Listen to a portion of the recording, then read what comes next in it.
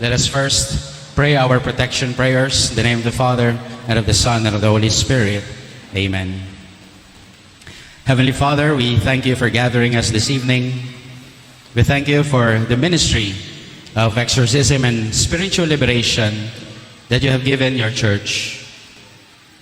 We ask Jesus to cover us with his precious blood, and for Mary, the Our Lady of Light, to cover us with her mantle of love and protection, so that all of us will be totally safe, even our loved ones and our possessions.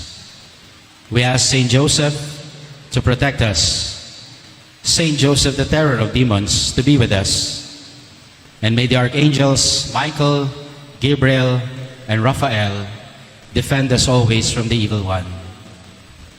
May Saint Vincent de Paul, whose memorial we celebrate today, and tomorrow, as we celebrate the feast and memorial of Saint Lorenzo Ruiz de Manila, may he also protect and intercede for us and our loved ones and our possessions. Let us pray a prayer to our guardian angels. Angel of God, my guardian dear, to whom God's love commits me here, ever this day be at my side, to light and guard, to rule and guide. Amen. Saint Vincent de Paul, pray for us.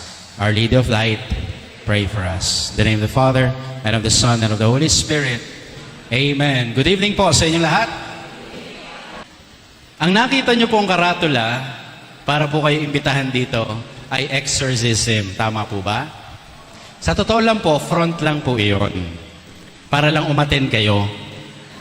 Ang binibigay kong lecture is about the power and the love of God for all of us, which is greater than any evil in the world. Amen? Amen. Kaya po ang title po nito ay Spiritual Warfare. Okay? At ano po ang spiritual warfare? Is a lifetime battle against the evil one. Tatandaan niyo po yan.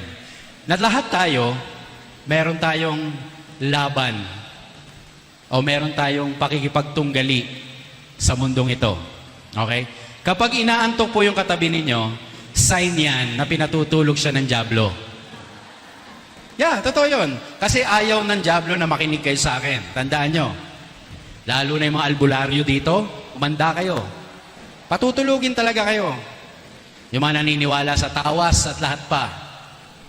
Gagawin ang lahat ng kalaban para hindi kayo makapakinig. Nang sa gayon, hindi nyo malaman kung ano ang katotohanan. Kaya lumaban ho kayo, ha? Lalaban ba? Okay. So let's continue. Tonight, I don't know if this will be short, but I want us to answer 5 important questions for tonight. Alam ko po, marami na nakarinig nito. Pero since ako po inimbitahan dito, ibibigay ko po yung basic ulit. At sa mga nakarinig na, pasensya po, no? Pwede na kayo umalis ngayon. Okay? Pero maganda rin mag-review tayo nang sa ngayon malaman natin talaga ang katotohanan. Ang una, who or what is the enemy? Ano o sino ang kalaban? Warfare eh. Pangalawa, what are the enemy's attack strategies? No? Pangatlo, how did the enemy sneak into the camp? Paano nakapasok na sa buhay at bahay? Pangapat, sino ang kakampi natin? At panglima, paano magwawagi? Para sa akin, ito po ang pinakamahalaga. Kasi pumunta na rin lang kayo dito, di dapat matuto na kayo lumaban at manalo at magwagi. Amen? Ayan, okay. The mission of every exorcism ministry is only one thing: to lead the victim back to God. And that in all things, God may be glorified. Palakpakan natin ang Panginoon.